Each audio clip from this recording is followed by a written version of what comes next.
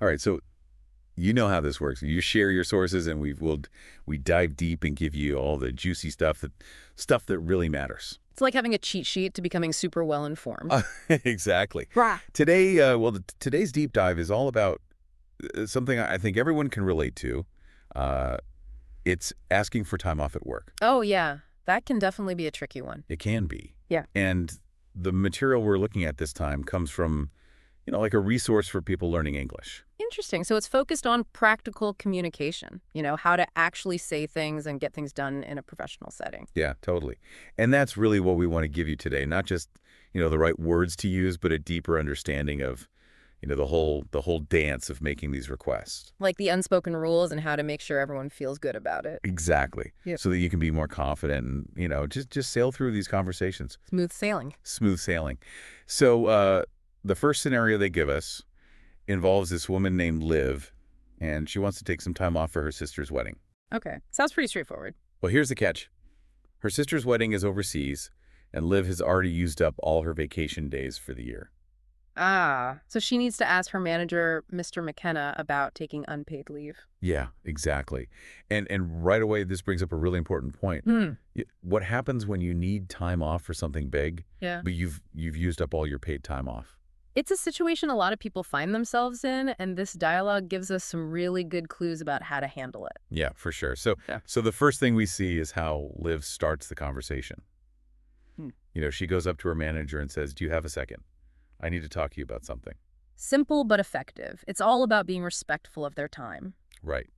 And we also see those, common variations. Do you have a minute? Or even more casual, do you have a sec? It's interesting how these tiny little phrases can really set the tone for the whole conversation. Oh, absolutely. It shows you're being considerate. You're not just barging in. You're asking permission to, take up a little bit of their time. Exactly. It's like a little knock on the door before you come in. I like that. A little knock on the door. Now, later on, when Liv actually brings up the dates she wants to take off, she says something like, "Would you be okay with that?" I noticed that too. We also hear things like, "Are you all right with that?" And "Will you be okay with this?" Yeah, and I think that's really important. She's not demanding. She's asking, she's checking in to see if it works for him. Right. It's much less confrontational than saying, "I'm taking these days off." Definitely. It gives her manager a sense of, control. Yeah. And makes it easier for him to say if he has any concerns. It opens the door for a real conversation, a collaboration. Totally. Oh. So moving on, there's some really key vocabulary that pops up in this dialogue. First up, we have vacation days, which are, pretty straightforward. Yeah, the number of days you get off for vacation with pay. Right.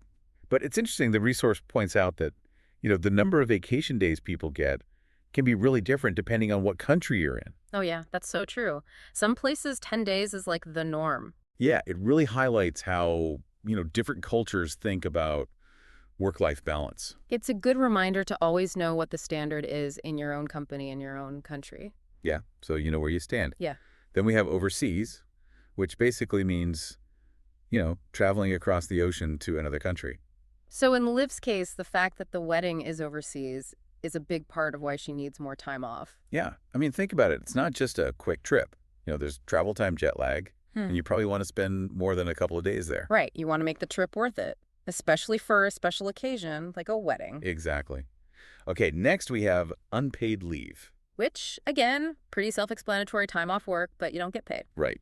So this is what Liv is asking for since she's already used up her vacation days. Yeah, and it's important to know you have this option, but it also means you need to think about the financial side of things. Can you afford to take time off without pay? Definitely something to consider. And finally, we have the concept of notice. Oh, yeah, that's a big one. Huge. Liv says she can give at least 2 months' notice.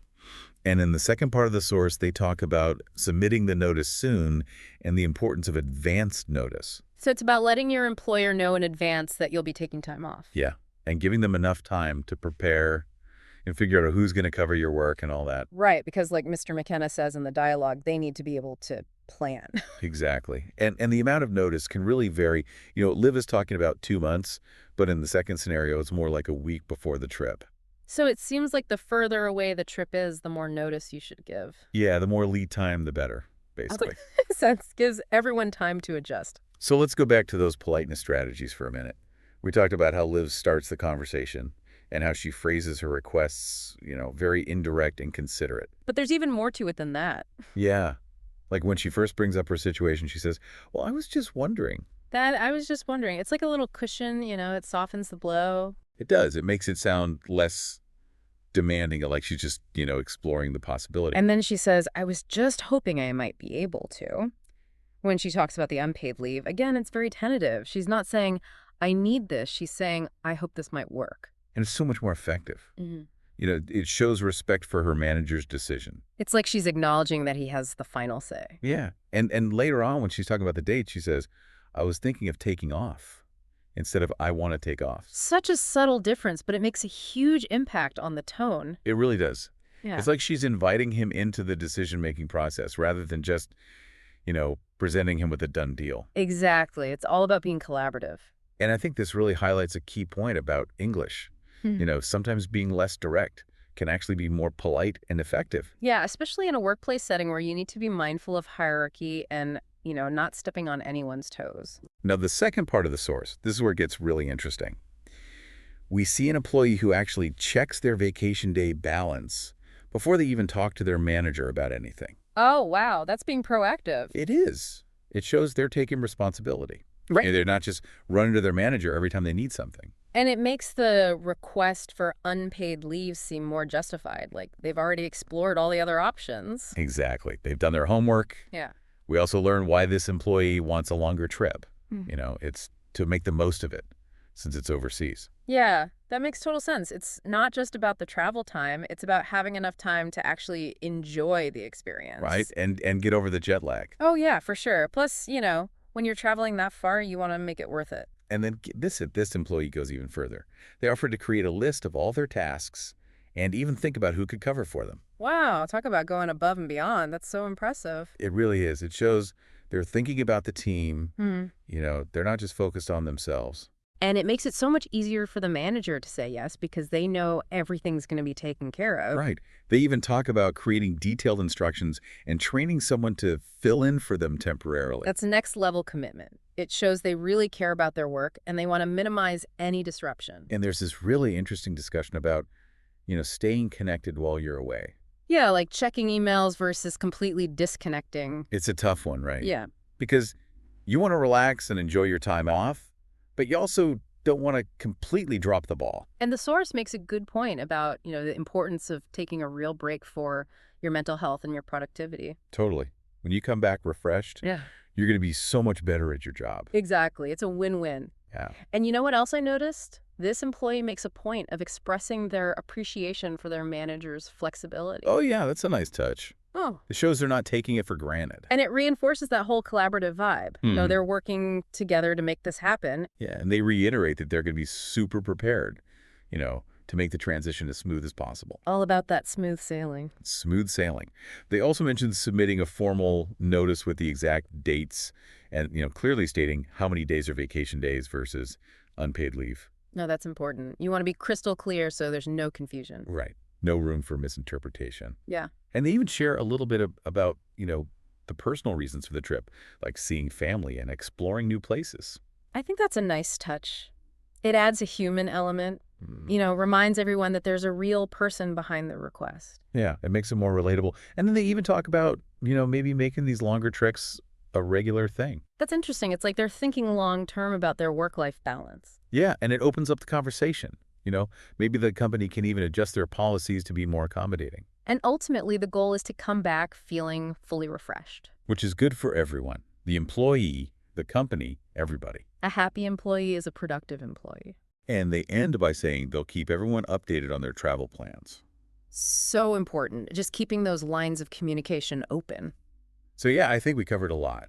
From those initial polite phrases to the key vocabulary around leave and notice and all those deeper considerations about planning and communication. I know, right? So much to unpack. But I think the main takeaways are pretty clear. Start by being polite and respectful of your manager's time. Make sure you understand the lingo, like the different types of leave and how much notice you need to give. And be proactive. Think ahead. anticipate any problems, and offer solutions. It's not just about the words you use, it's about the whole approach. Exactly. It's about showing that you're responsible, you're thinking of the team, and you're committed to making everything work smoothly. So I guess the question for you listening is, how can you use all this information to feel more confident and empowered when you need to ask for time off? What can you do to make the process smoother for everyone involved?